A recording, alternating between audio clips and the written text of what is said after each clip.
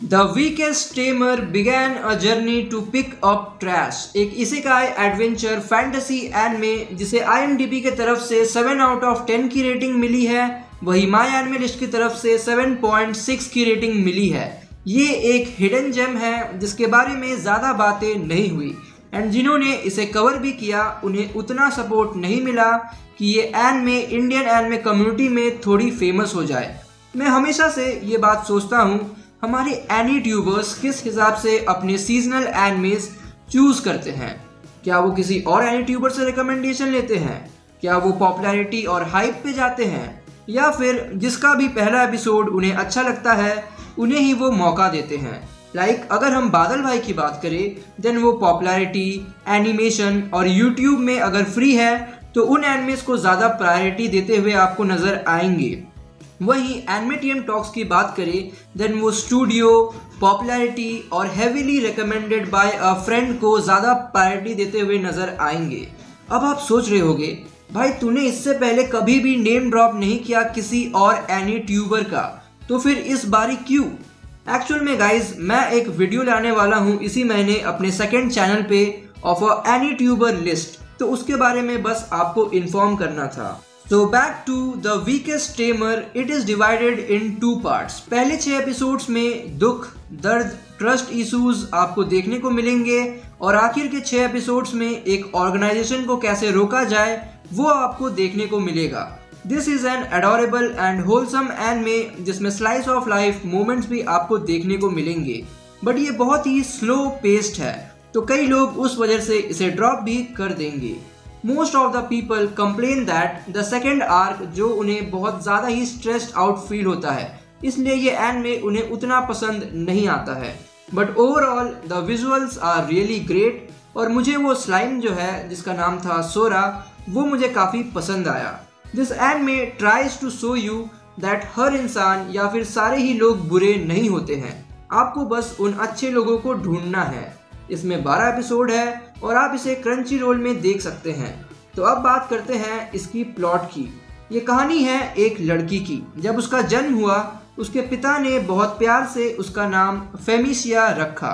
काफ़ी प्यार और केयरिंग नेचर में उसे रखा गया जब तक कि वो 5 साल की नहीं हो गई। इस दुनिया में जब भी बच्चे 5 साल के होते हैं उन्हें स्किल्स और स्टार्स की प्राप्ति होती है और उनके स्टार्स के बेसिस पे उन्हें काम वगैरह दिया जाता है। जब फेमिसिया 5 साल की होती है और वो लातोमी विलेज जाती है अपने स्किल्स और स्टार्स की प्राप्ति करने के लिए तो उसे टेमर स्किल मिलता है, बट सी वॉज स्टारलेस। तो पूरा विलेज जो था वो उसे ऐसा ट्रीट करना चालू कर देता है मानो वो उसे कभी जानते ही नहीं थे और वो उसे उस विलेज से भगा भी देते हैं। बात यहाँ तक आ जाती है कि उसके अपने माँ बाप उसे मारना चाहते थे।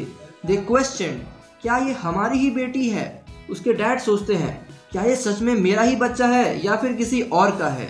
द विलेज चीफ ने उसके ऊपर बाउंड्री तक लगा दी टू एलिमिनेट हर। तो शुरुआती एपिसोड्स में आपको दुख दर्द ही देखने को मिलेगा, बट कैसे फेमिसिया की लाइफ आगे जाएगी अच्छी या बुरी और कैसे लोगों से वो आगे मिलेगी उसको जानने के लिए आपको देखना पड़ेगा द वीकेस्ट टेमर। बट जाने से पहले 2 और रिकमेंडेशन, ऑब्लिवियन बैटरी और the many sides of the voice actor radio. तो अब आते हैं ओवरऑल रिव्यू पर। नूब्स के लिए बोरिंग, जनरल ऑडियंस के लिए पासेबल, प्रो ऑडियंस के लिए हिडन जेम, रिव्यूअर्स के लिए वेरी गुड और मेरी तरफ से लवली। तो अब आते हैं सरप्राइज पैकेट पर और आज हम बात करेंगे एक सेनिन मांगा की जिसका नाम है उबेल black. When you will start reading this, you will be like क्या चल रहा है इसमें? For me, it was like मैं बर्ज़र्क का कोई वेरिएंट पढ़ रहा हूँ। इनिशियल चैप्टर्स में आपको एडल्ट स्टफ भी देखने को मिलेंगे and you will be like this world is damn violent. Well अगर आपको गिल्टी प्लेजर रिवेंज मांगास पसंद आते हैं then you will definitely like it. Start करते हैं पहले चैप्टर से। न्यूज़ आती है कि किसी ने 100 लोगों की सेना को एनाइलेट कर दिया है। तो ये न्यूज़ वो कफर सामा को बताते हैं and he was very angry hearing this news. कफर सामा का एक प्यारा घोड़ा होता है जिसका नाम था जाइलस। वेल उस टाइम कफर सामा एक यंग वुमेन के साथ एडल्ट स्टफ कर रहे होते हैं तो जो भी ये न्यूज़ लेकर आता है वो उसे वही मार देते हैं और उस आदमी का कुछ ब्लड जो था वो उस लड़की के ऊपर भी गिर जाता है, जिस कारण से कफरसामा का जो घोड़ा होता है वो थोड़ा सा एक्साइटेड हो जाता है और वो उस लड़की को मार देता है बिकॉज उस घोड़े को खून बेहद पसंद है। कफरसामा उस बंदे को ढूंढने को बोलते हैं जिसने ये कांड किया था, ताकि वो एक एग्जाम्पल सेट कर सके कि हमसे पंगा लेने का क्या अंजाम होगा। तो कफरसामा की आर्मी जो थी उन्हें एक बच्चा मिलता है जो उस बंदे के डिस्क्रिप्शन को मैच कर रहा था, बट क्योंकि वो एक बच्चा था इसीलिए वो उतना शक नहीं कर रहे थे। फिर भी वो उसे मारने की कोशिश करते हैं कि मान लो अगर यही बच्चा हुआ तो क्या होगा, तो इसी वजह से वो उसे मारने की कोशिश करते हैं। बट वो बच्चा भागकर नदी में कूद जाता है तो उसकी बॉडी एलएनजे एक एक्सट्रीम विलेज की लड़की को मिलती है और वो अपने भाई क्लॉन के साथ उसे ट्रीट कर रही होती है। तो 4-5 दिन के बाद रिगलेस और जेलेन उस लड़के से मिलने आते हैं जिसे एलएनजे ने ढूंढा था। तो उस टाइम वो लड़का एलएनजे को फिंगरिंग कर रहा होता है फॉर हेल्पिंग हिम। तो रिगलेस और जेलेन वहाँ आते हैं और उससे पूछताछ करते हैं कि क्या तुम ही हो जिसने वो कांड किया था। तो वो कहता है कि मैं तो बस घूम रहा हूँ, मेरा कोई लेना देना नहीं है इन सब में। तो वो चल जाता है क्लॉन की मदद करने भेड़ चराने में। तभी कुछ देर बाद कफरसामा और उसकी आर्मी अटैक कर देती है उस विलेज को। क्लॉन को दिखता है कि गांव जो है वो जल रहा है, तो वो अपनी बहन को बचाने जाता है एक कुल्हाड़ी लेकर और वो देखता है कि कफरसामा was trying to violate her sister. तो वो उसके घोड़े पे अटैक कर देता है, बट कफरसामा को उनका घोड़ा बहुत प्यारा था इसलिए वो जोर से एक लात मारते हैं क्लॉन को और अपने घोड़े को वो कहते हैं कि इसे ख़त्म कर दो।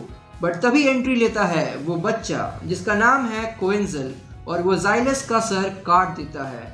कफरसामा की आर्मी उसे मारने की कोशिश करती है बट वो एक स्लैश में ही बहुत सारे लोगों को काट देता है और वो कहता है, कफर क्या तुम मुझे ही ढूंढ रहे थे?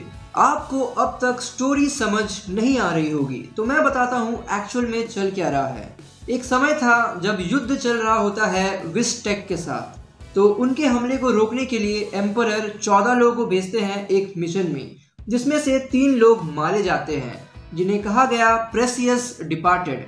4 लोगों ने बीच में ही धोखा दे दिया जिन्हें कहा गया लैंसेस ऑफ बिट्रियल और 7 लोग जिन्होंने वो मिशन कंप्लीट किया उन्हें कहा गया 7 हीरोज।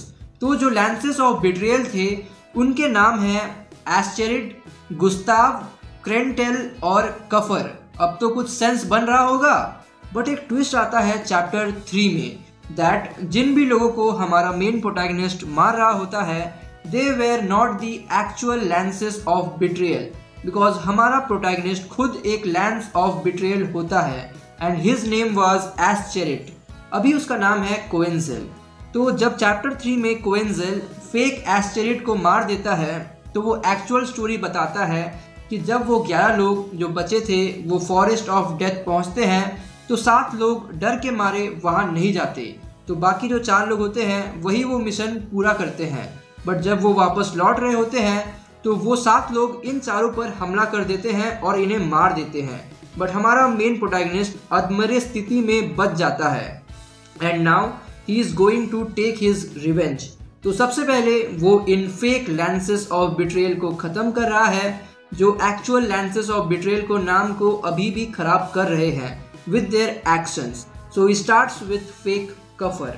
तो क्या हमारा मेन प्रोटैगनिस्ट बदला ले पाएगा? तो वो चीज़ जानने के लिए आपको ये मांगा पढ़नी पड़ेगी। तो आज के लिए हम बस इतनी ही बात करते हैं सरप्राइज पैकेट में और आपसे जल्दी मुलाकात होगी एक नए वीडियो के साथ। Till then take care and good bye.